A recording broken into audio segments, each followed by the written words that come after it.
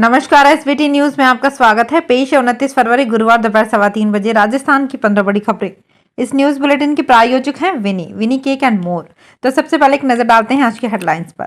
सुधांशु पंत ने housing board मुख्यालय में किया औचक निरीक्षण। जयपुर में वाहन चालकों ने निकाल ली गली। क्रॉस वोटिंग करने वाले 6 कांग्रेस विधायक अयोग्य। स्पीकर बोले, जनता ने 5 साल के लिए सरकार चुनी, ये आया राम गया राम कर रहे हैं। पुलिस की ओर से पेश एफआईआर नामंजूर। और हरियाणा के अस्पतालों में 1 मार्च से ड्रेस कोड लागू, जींस टी शर्ट पर प्रतिबंध। और अब खबरें विस्तार से। सरकारी महकमों में औचक निरीक्षण का पंत का अभियान गुरुवार को भी जारी रहा। मुख्य सचिव सुधांशु पंत ने सुबह सुबह हाउसिंग बोर्ड मुख्यालय पर औचक निरीक्षण किया। हाउसिंग बोर्ड परिसर में मुख्य सचिव की औचक मौजूदगी से इधर उधर फोन घनघनाना शुरू हो गए। जो लोग दफ्तर पहुंच चुके थे वो दफ्तर से गायब दिख रहे, अपने साथी कार्मिकों को फोन करते नजर आए। जयपुर में प्रदूषण को कम करने के लिए परिवहन विभाग ने 15 साल पुराने कॉमर्शियल डीजल वाहनों पर रोक लगा दी है, लेकिन वाहन चालकों ने इसकी भी गली निकाल ली है। वाहन चालक इन वाहनों को फर्जी किराएनामे से दूदू, कोटपुतली, चौमू और शाहपुरा सहित दूसरे इलाकों में ट्रांसफर करा रहे हैं। फिर इन्हीं वाहनों को नए सीरीज के नंबरों के साथ जयपुर में चलाया जा रहा है। ऐसे में जिस उद्देश्य से इन वाहनों को जयपुर से हटाने की कवायद की गई थी वो पूरी नहीं हो रही है। हिमाचल विधानसभा के स्पीकर कुलदीप पठानिया ने राज्यसभा चुनाव में क्रॉस वोटिंग करने वाले 6 कांग्रेसी विधायकों को अयोग्य करार दे दिया है। उन्हें पार्टी व्हिप के उल्लंघन का दोषी माना गया है। स्पीकर ने कहा, सरकार को जनादेश मिला, जनता ने 5 साल के लिए सरकार चुनी और ये लोग आयाराम गयाराम की पॉलिटिक्स कर रहे हैं।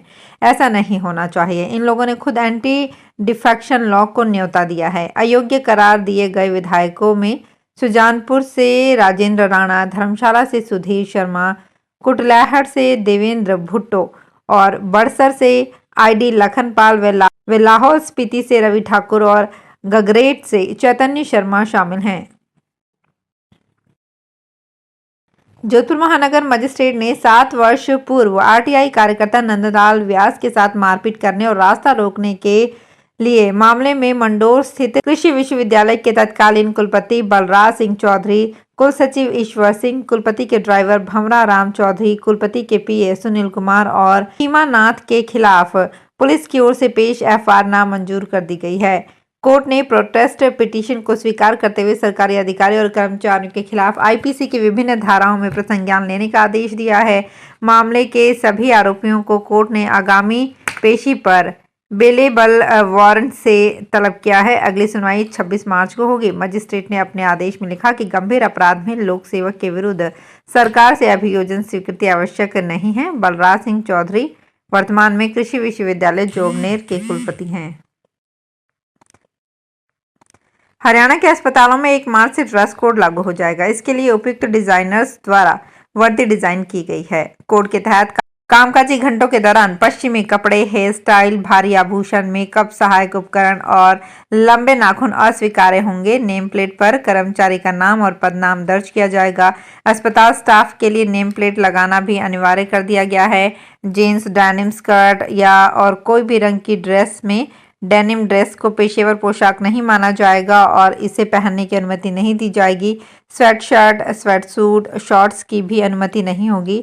ड्रेस, स्कर्ट और प्लाजो की भी अनुमति नहीं होगी। राजस्थान हाईकोर्ट ने आने वाले दिनों में 60 साल की आयु पूरी करने वाले आयुर्वेद चिकित्सकों को राहत दी है। कोर्ट ने राज्य सरकार को निर्देश दिया है कि इन चिकित्सकों को एलोपैथी चिकित्सकों के समान ही 62 साल की आयु तक सेवा में रहने दिया जाए। न्यायालय ने डॉक्टर महेंद्र सिंह और अन्य की याचिका पर यह आदेश दिया। याचिका में कहा कि प्रार्थी आयुर्वेद चिकित्सक 29 फरवरी को या आगामी महीने में 60 साल की आयु पूरी कर रहे हैं। राज्य सरकार उन्हें 60 साल की आयु पर रिटायर कर रही है, जबकि हाईकोर्ट 13 जुलाई 2022 को ही आयुर्वेद चिकित्सकों की रिटायरमेंट आयु 62 साल करने का आदेश दे चुका है। भारतीय रिजर्व बैंक ने राजस्थान के पाली जिले में Sumerpur mercantile urban cooperative bank limited Sumerpur का लाइसेंस रद्द कर दिया है। केंद्रीय बैंक ने इस बारे में 27 फरवरी को आदेश जारी किया था। इसमें कहा गया है कि 28 फरवरी से बैंक को अपना कारोबार बंद कर देना है। राजस्थान पुलिस प्रदेश में ऑनलाइन फ्रॉड के बारे में लोगों को जागरूक कर ठगी के प्रकरणों पर लगाम कसने के लिए ई कॉमर्स कंपनी मीशो के साथ मिलकर काम करेगी। इसे लेकर बुधवार को जयपुर में पुलिस मुख्यालय में DG cyber crime doctor Ravi Prakash Meharana और आईजी शरद कविराज की मौजूदगी में मीशो के साथ एमओयू किया गया। राजस्थान पुलिस की ओर से पुलिस अधीक्षक एससीआरबी मनीष कुमार चौधरी और मीशो की तरफ से जनरल काउंसिल लोक मुद्रा राव ने एमओयू पर हस्ताक्षर किए। अलवर के एक निजी अस्पताल में नर्सिंग कर्मी द्वारा बेहोशी का इंजेक्शन देकर महिला से दुष्कर्म के मामले में राजस्थान नर्सिंग काउंसिल जयपुर ने हरीश हॉस्पिटल को कारण बताओ नोटिस जारी किया है। साथ ही प्रदेश के सभी निजी चिकित्सा संस्थानों से नर्सिंग स्टाफ की सूचना मांगी है। स्वास्थ्य मंत्री गजेंद्र सिंह के निर्देश पर बनी जांच कमेटी ने बुधवार को रिपोर्ट दे दी। रिपोर्ट के अनुसार आरोपी चिराग यादव हरीश हॉस्पिटल में नर्सिंग हेल्पर था। वो अलवर के school of nursing Harish hospital में जीएनएम सत्र 2018-19 का छात्र है और बिना सूचना अनुपस्थित था। चिराग नर्सिंग काउंसिल में रजिस्टर्ड भी नहीं है।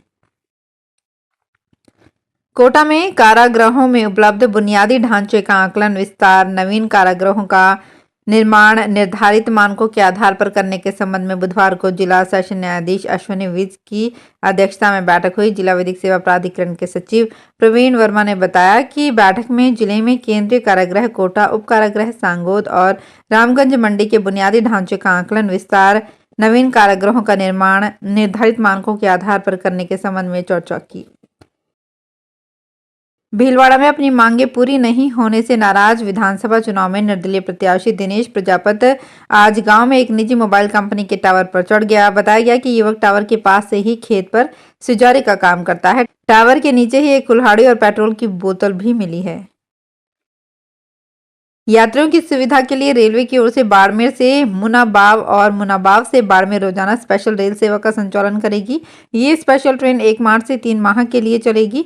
2 ट्रेन 3 माह में 92 फेरे करेगी। डीआरएम पंकज कुमार सिंह ने बताया कि ट्रेन जोसाई, भाजभर, गागरिया, गडरा रोड, जयसिद्धर स्टेशन पर रुकेगी। बाड़मेर से मुनाबाव और मुनाबाव से बाड़मेर 2 स्पेशल ट्रेन का संचालन 3 माह के लिए किया जा रहा है।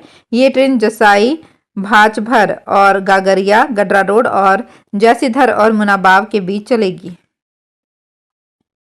मार्च मध्य में लोकसभा चुनाव की आचार संहिता लगने वाली है। आचार संहिता के कारण 56,000 से अधिक पदों की भर्तियां 3 महीने आगे खिसक जाएंगी। यानी युवाओं को सरकारी नौकरी मिलने का इंतजार बढ़ गया है।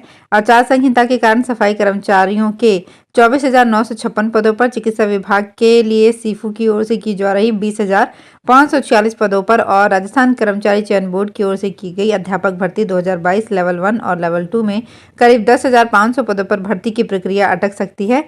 इनमें से कुछ भर्तियां तो ऐसी है जिनमें सरकार अगर तेजी दिखाए तो आचार संहिता से पहले भी युवाओं का नौकरी मिलने का सपना साकार हो सकता है। राजस्थान कर्मचारी चयन बोर्ड की ओर से 3 मार्च को संगणक भर्ती परीक्षा और सीएचओ भर्ती परीक्षा का आयोजन किया जाएगा। इन दोनों भर्तियों में 2,72,000 अभ्यर्थी शामिल होंगे। बोर्ड से प्राप्त जानकारी के अनुसार सुबह की पारी में संगणक भर्ती परीक्षा का आयोजन किया जाएगा। ये परीक्षा 8 जिलों में अजमेर, अलवर, भरतपुर, बीकानेर, जयपुर, जोधपुर, कोटा और उदयपुर में आयोजित होंगी।